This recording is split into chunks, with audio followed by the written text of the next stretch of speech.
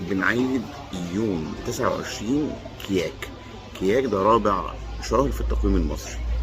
عندنا أول شهر هو توت 30 يوم فترته، تاني شهر هو بابا 30 يوم، هاطور تالت شهر 30 يوم، بعد كده كياك.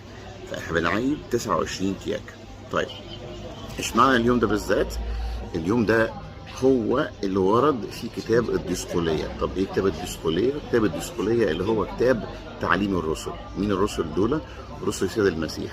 عملوا مجمع بيناقشوا فيه بعض الامور. ضمن الامور اللي ناقشوها في المجمع دوت يعني زي جلسه، ده المجمع جلسه بين رسل المسيح عشان تباحثوا بعض الامور، ضمنها تحديد تواريخ الاعياد.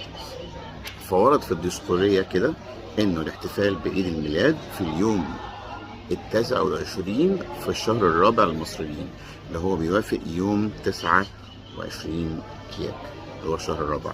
طب امال ايه اللي حصل بعد كده؟ في الاصل خالص كان 29 كياك